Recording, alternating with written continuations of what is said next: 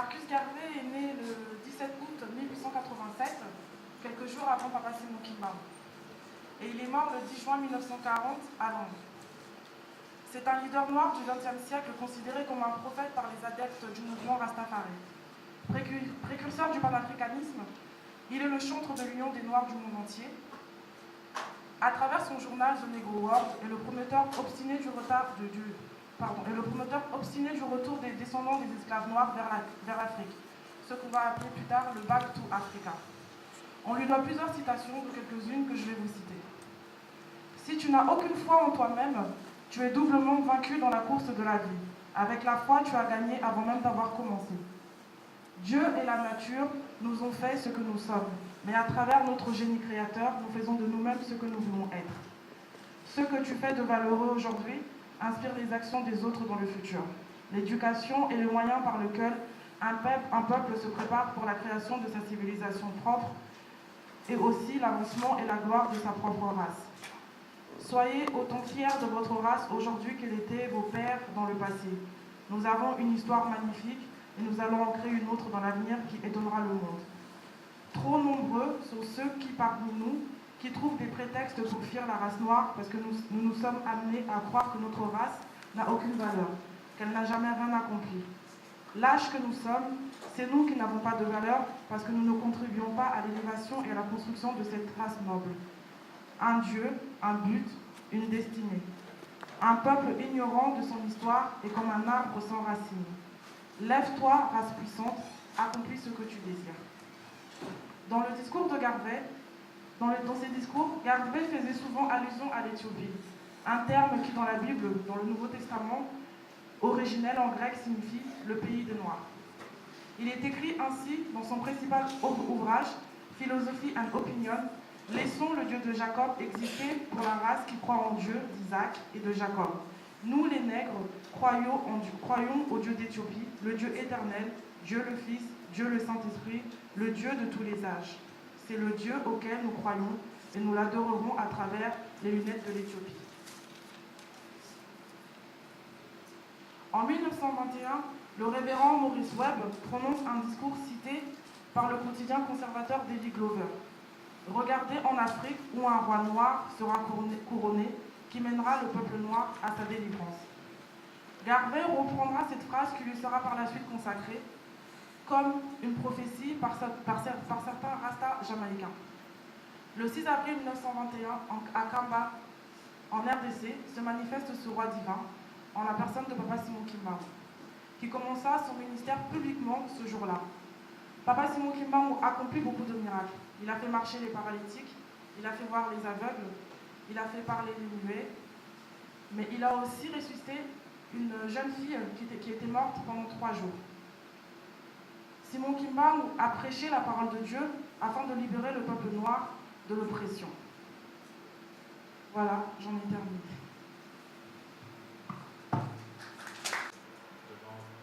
Simon Kimba, quels sont les territoires d'Afrique à part aujourd'hui qui très cher? On a parlé beaucoup du Congo, de l'Éthiopie, un peu du Ghana, mais j'arrive pas vraiment à me situer, vous voyez, pour savoir est-ce qu'il était que dans le Congo, est-ce qu'avant aujourd'hui, cependant cette époque-là, est-ce qu'il était aussi, est-ce que son message aussi avait dépassé les frontières coloniales congolaises d'avant? Je vais essayer de... on sait que pour nous, en fait, quand on dit que Simon Kimba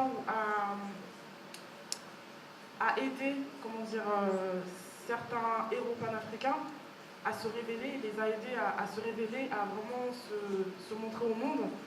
Quand on dit ça, en fait, c'est parce que par la suite, dans les années qui vont suivre, on a plusieurs exemples.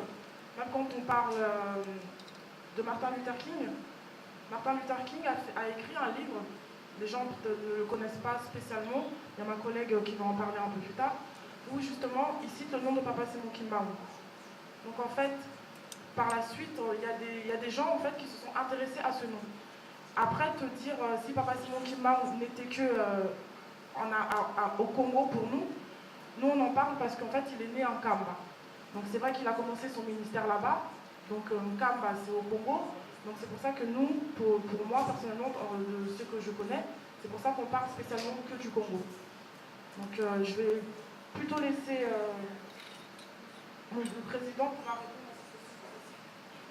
Oui, en fait, j'ai bien compris votre question. Votre souci est de savoir si l'action de Papa Simon Kimbangu a été généralisée dans toute l'Afrique ou au-delà de l'Afrique. C'est bien ça? Voilà, merci. En fait, lorsque le 6 avril 1921, comme l'a dit ma sœur, Papa Simon Kimbangu commence son ministère, il ressuscite les morts. Figurez-vous, dans un pays, pendant cette période-là, on sortait, si vous voulez, de la Première Guerre mondiale. Donc avec l'épidémie espagnole que vous connaissez, hein, sûrement, qui a vraiment ravagé le monde. Et du coup, la médecine était affaiblie vis-à-vis de ces épidémies-là. Mais lui, il vient, son médicament, aucun traitement thérapeutique biologique ou venant d'un laboratoire donné, rien qu'avec sa puissance spirituelle, il devient le salut de ces maux qui ruinaient le monde. Donc vous allez vous rendre compte que tous ceux qui ont afflué Nkamba, donc son village natal, où il opérait ses miracles, ne venaient pas que du Congo-Kinshasa. Donc venaient de tout le royaume Congo. Congo-Brazza, qui est effectivement une colonisation française, du Congo portugais, hein, Congo-Angola, qui est une colonisation portugaise, et du Congo-Kinshasa. Donc tout un sous-continent qui affluait Nkamba. Les hôpitaux ont été vidés parce qu'effectivement, il fallait quitter son lit d'hôpital pour aller recevoir sa guérison là-bas. Tous ceux qui étaient dans la fonction publique, tous ceux qui travaillaient pour les entreprises, vidaient leur poste de travail pour aller non seulement recevoir la bénédiction ou la guérison, mais écouter ce qu'apportait ce messager divin. Donc, pour répondre à votre question, effectivement, les gens sont venus du Congo-Brazza, du Congo-Angola, Congo-Kinshasa, et même au-delà, du Gabon, un peu partout. Je ne sais pas si j'ai répondu à votre question. Merci beaucoup. Comme Papa Simon vous disait, je viens en particulier pour les peuples Congo et en général pour l'Afrique. Il fallait d'abord que le pays dans lequel lui-même se trouvait puisse avoir son indépendance. Mais c'est que pas mal de présidents africains ou pays africains ne disent pas. Avant ces indépendances de tous les pays africains, Papa Simon Kimbangu continuait sa mission. On le voyait dans plusieurs pays d'Afrique. Parlant à certaines personnes qui sont devenues des présidents plus tard, leur dire comment avoir leur indépendance.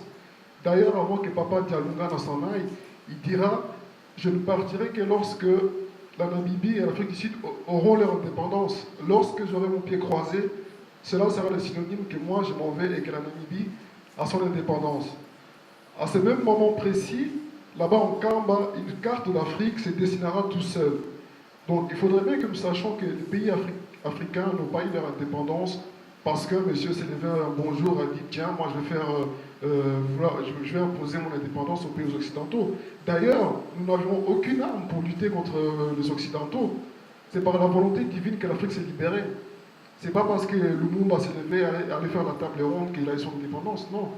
Et je tiens à statuer à ce sujet-là que Papa sur lequel le fils de Papa Simon Kimbangu était à la table ronde là-bas en Belgique, et ce sont les Kimbanguistes qui ont financé l'avocat qui a statué pour la libération du Congo. Mais ça, aujourd'hui, nous ne le savons pas. On met tout sur Patrice Lumumba.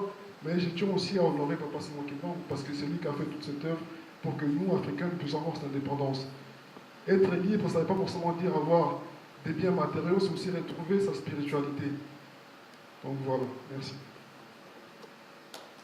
J'ai bien compris, Papa Simon Kimbangu a œuvré spirituellement pour libérer le Congo belge, français, portugais et d'autres pays africains. Ma question, c'est de savoir sur quoi repose... D'un côté, il y a les francs-maçons représentés par les colons, et de l'autre côté, il y a qui? qui œuvrent spirituellement en fait pour libérer l'Afrique dans chaque pays, en partant de la Mauritanie jusqu'à l'Éthiopie, de l'Algérie jusqu'à l'Afrique du Sud. Est-ce que tous ces pays-là ont été libérés spirituellement par un seul homme, Papa Simon Kimbangu? Les Africains ne connaissaient pas forcément qu'ils étaient plus catholiques, et encore à cette époque, on ne sait pas trop ce qu'ils étaient, mais ils étaient sous le joug de la colonisation, de l'esclavage, ils étaient un peu perçus. Je vous répondre à ce sujet. En fait, Papa Simon Kimbangu, lorsqu'il commence son ministère, il propose au peuple qui veut bien l'écouter, qui veut placer son espérance en lui, qu'il est venu apporter à ce peuple-là deux indépendances. L'indépendance matérielle, donc effectivement, là où le gouverneur de tel pays était le pion de la République française, ben, c'est aujourd'hui un président noir issu de ce pays qui est au niveau de la magistrature suprême. Donc ça, c'en est une indépendance matérielle. Parce qu'effectivement, on était colonisé. Vous êtes d'accord avec moi? Mais on n'était pas que colonisé physiquement. On était également aliéné, colonisé spirituellement, mentalement. Et c'est ce qu'on n'a pas encore obtenu. Pour l'obtenir, effectivement, il faut le connaître. Parce que lui seul a le pouvoir de nous désaliéner de cette religion de l'islam qui a envahi la Mauritanie, du catholicisme qui est venu également nous aliéner. Nous montrons effectivement que Christ était blanc avec des icônes qu'ils ont façonnées ici pour nous faire adorer effectivement ce qui n'est pas la réalité du Christ. C'en est une aliénation spirituelle. Donc cette indépendance, on ne l'a pas encore. C'est au travers Papa Simon Kimbangu, au travers sa puissance, mais il y a une église qui existe, l'église kimbangiste. C'est dans ce noyau-là qu'il est en train de travailler pour libérer cette forme d'obscurantisme que le monde a pollué l'humanité, toute l'humanité entière. Donc l'indépendance matérielle, toute l'Afrique est indépendante. Le dernier pays était la Namibie. La Namibie est indépendante. Aujourd'hui, ce qui nous manque, c'est l'indépendance spirituelle, tout simplement. Et en acceptant Papa Simon Kimbangu comme notre Dieu, nous aurons cette indépendance spirituelle. Et c'est cette indépendance-là qui nous remettra ce que nous avons perdu autrefois. C'est-à-dire la force de créativité que nous avions autrefois en Égypte. Les pyramides qui ont défié le temps sont nées l'œuvre des Noirs. La Bible est l'histoire écrite par des Noirs. Mais nous avons perdu cette connexion spirituelle. C'est pourquoi Papa Simon Kimbangu vient, nous tend la main pour que tout le monde puisse saisir cette main et obtenir cette liberté spirituelle pour effectivement la propager à toute l'humanité. Merci. On parle du panafricanisme de Papa Simon Kimbangu après la colonisation et la venue des Blancs. Mais avant ça, qu'est-ce qui est dit sur nos cultures ancestrales? Par exemple, nous, on adorait plusieurs dieux. Par exemple, le culte des ancêtres et tout ça. Qu'est-ce qu'il dit par rapport à ça? Parce qu'il est dit dans la Bible qu'on doit adorer qu'un seul Dieu. Donc, qu'est-ce que lui dit par rapport à ça? Ou qu'est-ce qu'il dit par rapport à ça? Lorsque Christ vient au monde, il dit qu'il est l'envoyé de son Père, n'est-ce pas? Christ. Lorsque Papa Simon Kimbangu vient au monde, il dit qu'il est l'envoyé du Christ. Qu'est-ce que le Christ nous a promis? N'est-ce pas le Saint-Esprit? Papa Simon Kimbangu réveillait son peuple en lui disant que vous êtes issus d'un Père qui s'est divisé en trois pour se manifester vers vous, afin que vous ayez cette forme de Muntu. Muntu, ça veut dire le commencement de tout. Donc, nous avons perdu cette position. Nous avons perdu effectivement cette entité divine que nous avions parce qu'il nous a créés à notre image. N'est-ce pas ce que dit la Bible? Faisons l'homme à notre image et à notre ressemblance. Il façonna l'homme en utilisant la terre. Vous allez partir en Chine, n'est-ce pas, la terre est noire? Vous allez partir en Afrique, la terre est noire. En Amérique, ici en Europe, lorsque vous prenez la terre, elle est noire. Si Dieu a façonné l'homme à son image, et en ouvrant l'esprit qu'il a placé dans cet homme par la terre, qui est votre peau, n'est-ce pas, vous êtes l'image de Dieu? Voilà, c'est ce que Papa Kimbangu voulait dire. Que Dieu, pour se manifester à vous, pour venir dire que vous êtes les premiers perdus de la maison d'Israël. Il fallait qu'il porte votre corps. Il fallait qu'il vienne encore noir. Christ est noir. Papa Simon Kimbangu, étant l'envoyé du Christ, ne pouvait pas venir outre la manifestation première de Christ. Il est venu noir pour vous témoigner ce que vous êtes vis-à-vis de Dieu. Je ne sais pas si je me suis fait comprendre. Il a dit qu'il y a 3 manifestations de Dieu en un Dieu. Le Père, le Fils et le Saint-Esprit. C'est ce qu'il a appris à son peuple. Et ce qu'il continue à apprendre à son peuple. Et c'est ce qu'il continuera à apprendre à son peuple. Qu'il y a 3 en un seul Dieu. Et c'est ce que les Hébreux le savent. Les Hébreux disent Elohim. Elohim, ça veut dire plusieurs dieux. Donc 3 dieux en un. Mais ils croient en un Dieu unique. Les musulmans ne disent pas autre chose que ça. Autre chose que ça, pardon. Ils disent qu'il y a Allah, un seul Dieu, l'unique. Mais nous avons un seul Dieu. C'est celui-là qui se manifeste en nous en 3 entités. C'est ce que Papa Simon Kimbangu nous a appris. Oui, je suis d'accord, mais moi je parlais des cultures ancestrales comme le culte des esprits et tout ça. Qu'est-ce qui est dit par rapport à ça?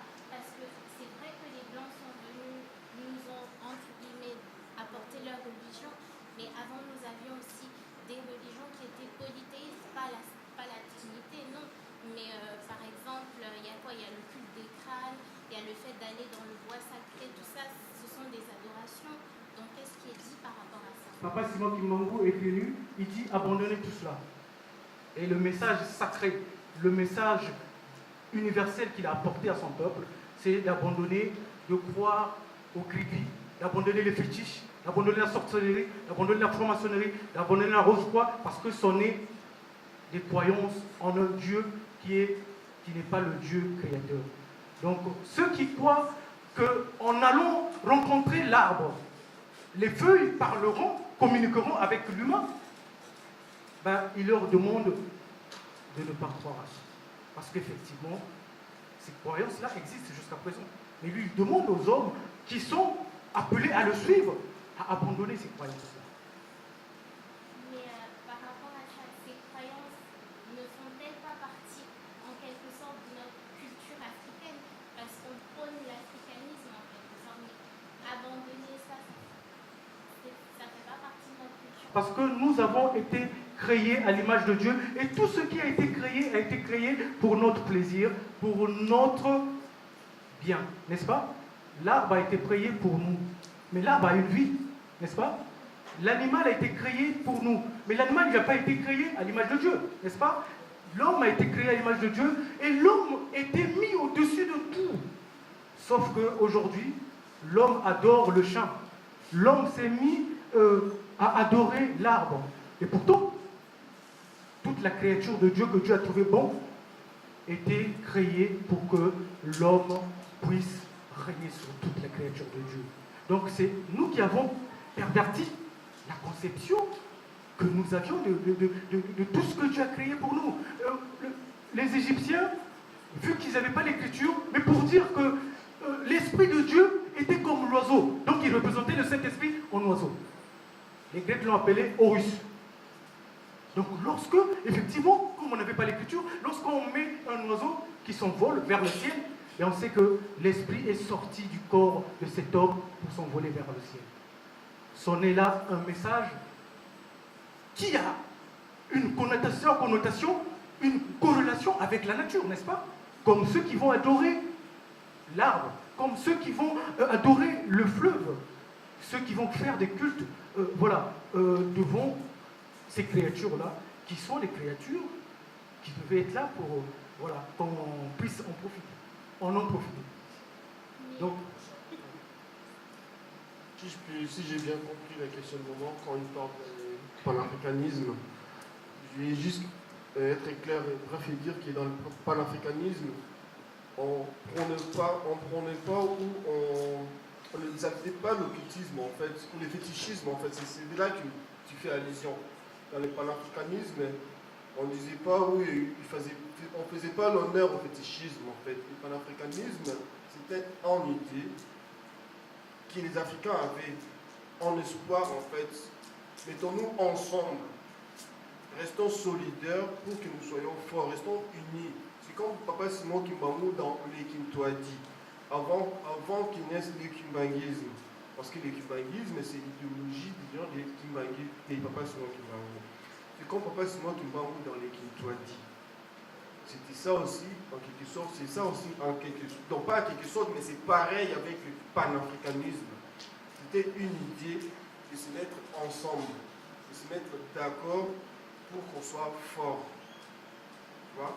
Mais ce n'était pas pour dire, ouais, nous allons se mettre fort et nous allons reprendre nos trucs ancestrales et nos ancêtres. Ils prenaient la feuille, ils volaient avec la nuit, ils prenaient la feuille, ils transformaient la feuille en avion. Ce n'était pas ça l'idée du panafricanisme. Ce n'était pas l'occultisme ou le fétichisme, en fait. Ce n'était pas ça.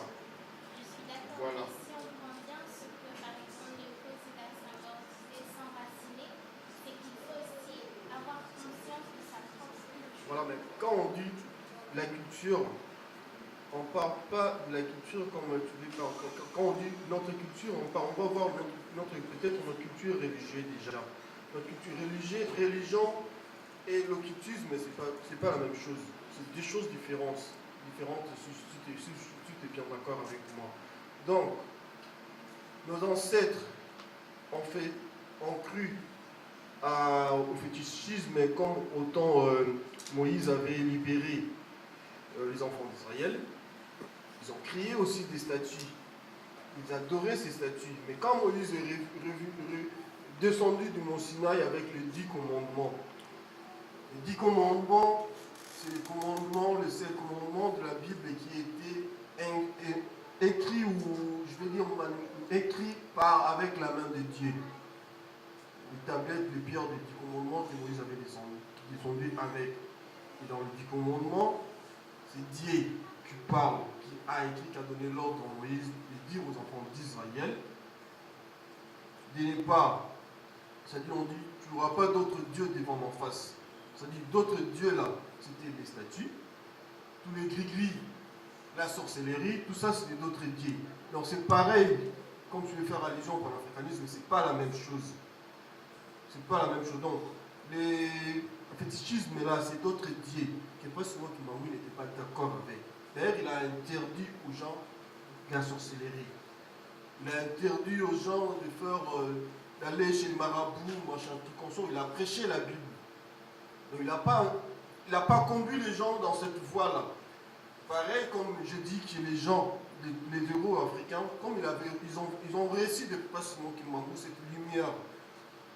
Raison pour laquelle ils ont réussi de pas seulement Kimbangou cette lumière. Ils sont restés dans le même chemin, dans la même voie que pas seulement Kimbangou, de l'unité, comme lui il a fait dans le peuple, comme lui il a fait bien avant dans les Kintoadi. C'est ça en quelque sorte. Donc c'était pas l'idée de prendre mon grand-père, mon ancêtre, mon arrière-ancêtre, ils utilisaient la feuille pour voler la nuit. Donc c'était pas ça le panafricanisme en fait. Merci. Je ne sais pas si j'ai bien répondu à votre question. Non mais j'ai dit que Papa Simon Kimbangou n'était pas d'accord avec ça. Ça j'ai déjà répondu. Je ne sais pas si j'ai bien répondu en passant peut-être. J'ai dit que Papa Simon Kimbangou n'était pas d'accord avec ça. J'ai donné l'exemple de Moïse avec les enfants d'Israël par rapport à ça. Donc pour te faire voir que Papa Simon Kimbangou, comme autant de Moïse que Dieu avait donné, autant de Papa Simon Kimbangou, Moïse, Dieu n'était pas d'accord avec ça. Autant de Papa Simon Kimbangou aussi, c'était la même chose, il n'était pas d'accord avec ça.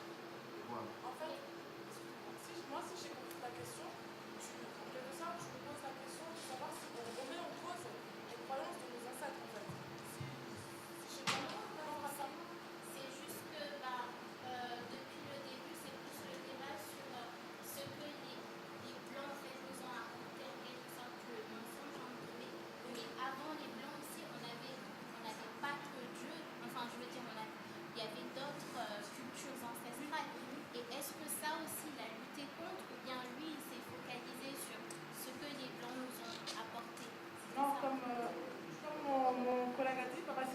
lutter contre ça. C'est-à-dire que c'est vrai que nos ancêtres avaient leurs propres croyances.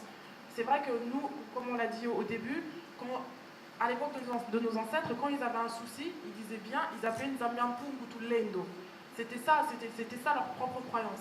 Après, il faut bien séparer. Il y a les enfants de Dieu, il y a les enfants de Satan. Les gens qui se servaient des gris-gris, qui se servaient des... Je sais pas, il va voir un arbre pour se soigner, il parle à un arbre, il mange le papier, peu importe. Ça, c'est d'autres croyances. C'est-à-dire qu'on est toujours... Pour moi, je pense qu'on est toujours entre la limite du bien et du mal. Après, c'est à nous de faire la différence. De savoir, moi, personnellement, je crois en Dieu. Si j'ai un problème, je vais m'en remettre à Dieu. Je ne vais pas aller m'en remettre à une croyance parce qu'on m'a dit que mes ancêtres croyaient en ça. Moi, je pense que c'est vraiment ça la différence. En tout cas, Papa Simon Kimbangu était contre ça.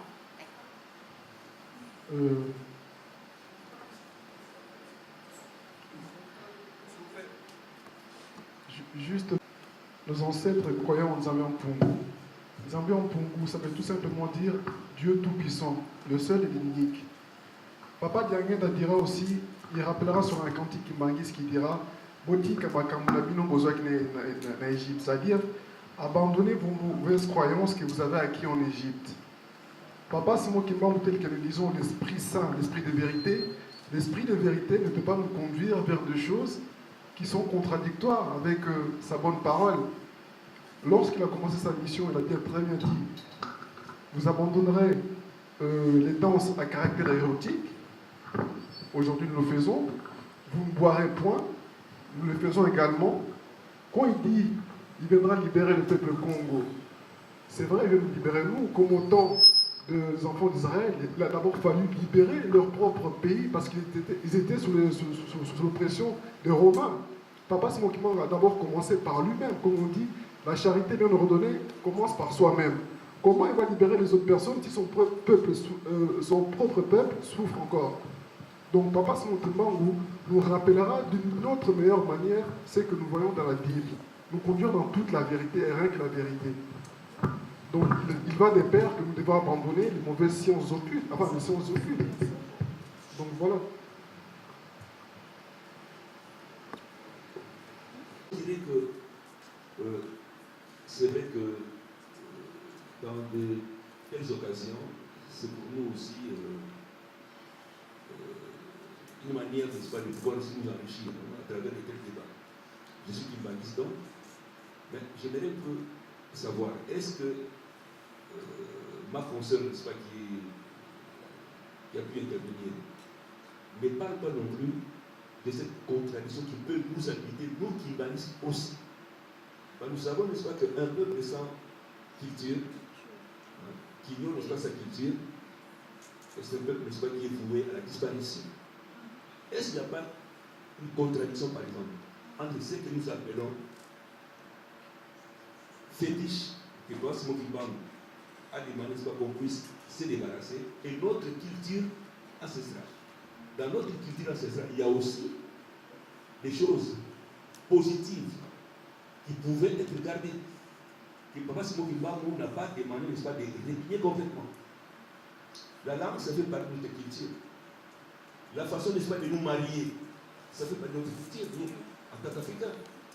La façon, n'est-ce pas, d'organiser nos funérailles, ça fait partie de notre culture.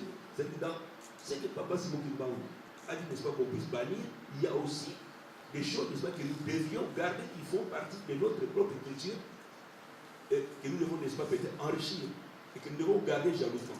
C'est ce qui fait, n'est-ce pas, que chaque peuple garde encore quelque chose.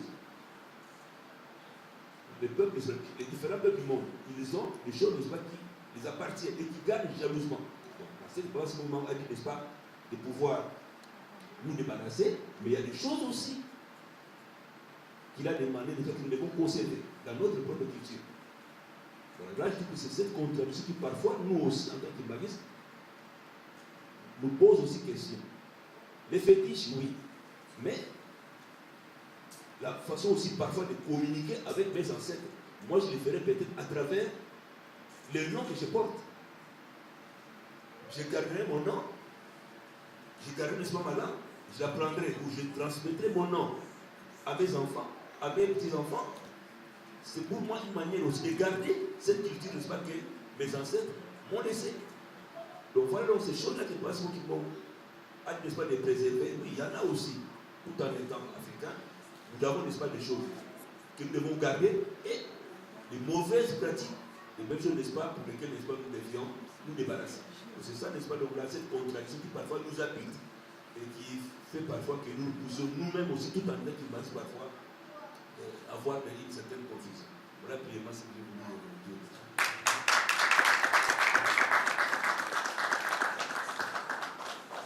Intéressant que la demoiselle a posé. On a un passé, et ce passé est matérialisé par les actions de nos ancêtres. Papa Simon Kibangu nous a apporté quelque chose d'immense. Son message, c'est de nous unir, d'être fiers de nous et d'aller de l'avant. Je ne pense pas qu'il y ait autre chose. Le bien, le mal, chacun ici le connaît. Ceux du passé, il y a 100 ans, 200 ans, 1000 ans, ils le connaissaient aussi. Et nos enfants le connaîtront aussi. C'est le même message que Jésus avait, c'est l'amour. C'est le pardon, c'est le sacrifice. Maintenant, l'aliénation dont le président a parlé tout à l'heure, c'est quoi? Parce que si les gens ne comprennent pas ce que c'est l'aliénation, ils auront beau lire la Bible ou chanter, ça ne va rien changer. Ils seront toujours aliénés. Parce qu'ils seront dans une sorte de rêve. Ce n'est pas juste une belle histoire, la Bible. Le plus important, c'est de lire entre les lignes. Et ça, c'est la force que Papa Simon Kibangu avait. Il a réussi à lire la Bible d'une façon différente, à savoir où était le piège, où étaient les choses fausses, où étaient les choses vraies. Et si nous, les Africains, ou du moins, si les humains, on n'arrive pas à lire, si on lit juste comme des profanes, on sera toujours dans ce rêve un peu de « oui, ça c'est beau, mais bon, sur le terrain, qu'est-ce que ça change vraiment dans ma vie ?» Le plus important, c'est d'être fier de nous. Il faut que l'on sache que ce que l'on fait aujourd'hui, ça a une influence sur les gens qui sont autour de nous et sur nos enfants demain, même quand on sera mort. Et c'est une fierté quand nos enfants nous honorent.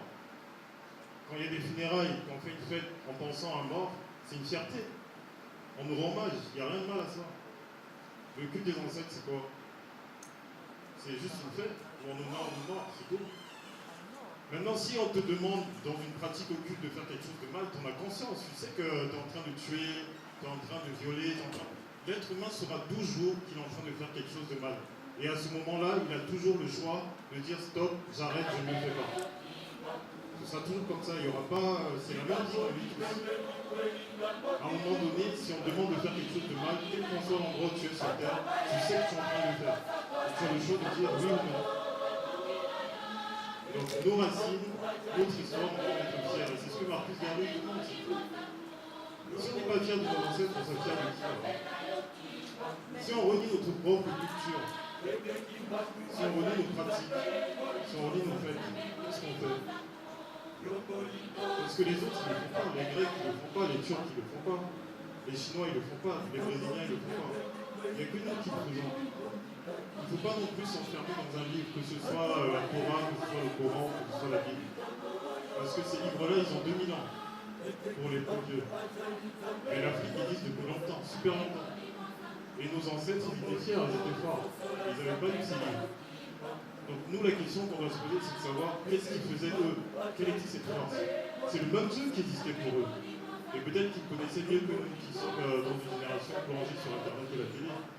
Donc soyons fiers de ce